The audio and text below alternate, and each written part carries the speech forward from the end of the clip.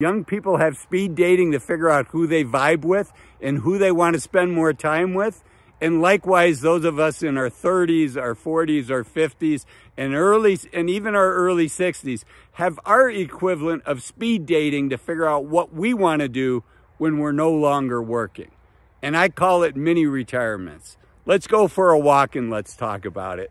You know, I think it's really important that as we go through life, we have a chance to kind of think about what's important to us, what things we enjoy doing, and we give ourselves the time to explore that. And frankly, it can be hard to do that when you're working a full-time job. There's not these natural periods of time where you can get 30 days, 60 days, 90 days. 6 months would be ideal. A year would be ideal.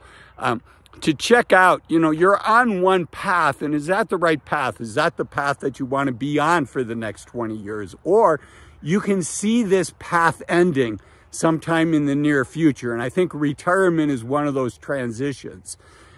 And it's time to think about, what other path do you want to take? And, the best time to think about that is before you get to that transition, before you get to that fork in the road. Because I think people make the best decision when it's not just 2 decisions, but maybe they have 4, 5, or 6 decisions, any one of which they think would be fun to do and they'd like to consider pursuing. And so how do you make that decision? And I think as we get older, we can learn from young people, and we can learn from this concept of speed dating. They say with young people, people know within the first 5 minutes whether they have enough in common, whether there's the chemistry there, that it makes sense to continue to spend time and to pursue that relationship and explore that relationship, right? But if, when I was younger, it was, you take somebody out for dinner was a really common thing, or you go see a movie, or, I grew up outside of Cleveland, Ohio. Going shopping at the mall was another common thing. It doesn't sound very romantic, does it? But again, I think we can learn from that. Is there a way that we can explore things that we might be interested in doing in retirement, and maybe spend a couple weeks, maybe spend a month? I think more than 2 weeks, if you can get it, is really helpful.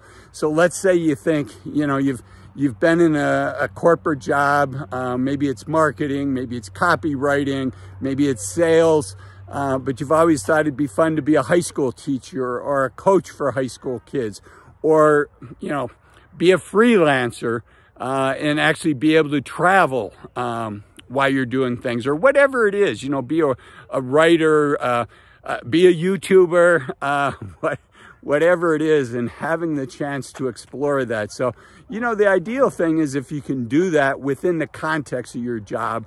And, it's really the idea in academia, they have it for sabbaticals. And it's like 80% of the major universities offer their professors sabbaticals. And the idea is just to, keep things fresh and top of mind, and open their minds to other things that maybe they should be thinking about that their research would benefit from.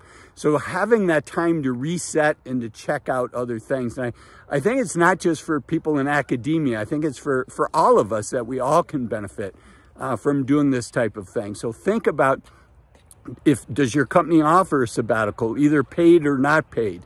Is there a way to, every 5 years to get 30, 60 days off?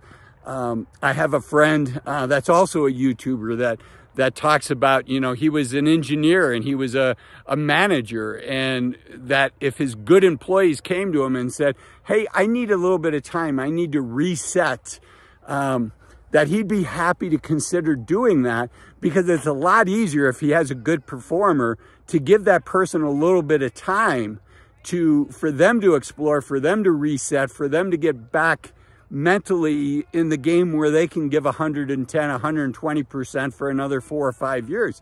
He said he'd be happy to do that, because frankly, otherwise he's got to hire somebody else, and it's going to take that person time to get up to speed. So, if your company doesn't offer a sabbatical, maybe you can talk to your boss, you can talk to your team and say, there's all these benefits to the team, there's all these benefits to the company. let me explore doing that. So, you know, I think mini retirements can be really, really powerful, and can be the speed dating for those of us either mid-career wanting to know, you know, is this how I want to spend the next 10, 15, 20 years of my career? Or, you know, is this what I want to do? You know, what do I want to do, and explore what you want to do in retirement. And, you know, interestingly, for me personally, you know, COVID was a little bit that way, right? We all got sent home. We couldn't work in the office. And for me, I did not travel much. So during COVID, I was actually able to work remotely from a couple different places. And I'm very grateful I was able to do that.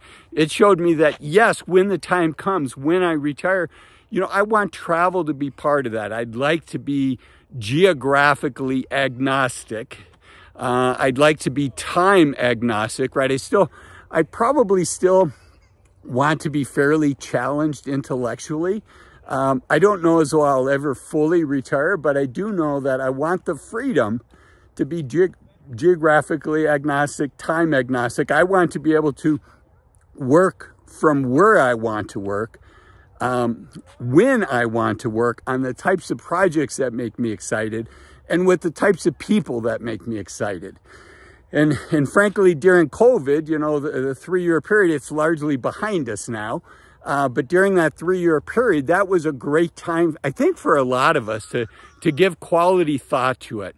So I really want you to think, you know, what is your mini retirement? What are the things that you could be trying out, that you have an interest in, that you could do part-time, that you could weave into your existing life, or maybe even get some time away from work and explore it full-time? You know, what are those things for you? What are the things that, what you want, obviously, is for your heart to go pitter-patter and say, this feels right, you know? And frankly, for me, you know, traveling and working remotely, that felt right to me. I was doing a lot of writing during that period of time, helping people think about when is the right time to retire, helping people be thoughtful and deliberate about whether they retire early or not is a passion of mine. And I was doing that mostly through writing. But you know what? It was always a chore for me. You know, my mornings, like the first 2 hours of the morning, is when I have my best creativity and my best thinking. But I never wanted to sit down and write in the morning, which is when I knew I would be doing my best writing. And, you know, YouTube just feels right for me. So, you know, I feel very fortunate that I found this. This is part of what I'm doing now, and will probably be part of the next chapter whenever that comes for me. And so I hope this video helps you think about what your next is. And I hope you incorporate the idea of mini retirements, because I think it can help you. I also think you'll enjoy these 2 videos. They're 2 of my most popular videos: average income in retirement up here, and 5 reasons to retire as soon as you can.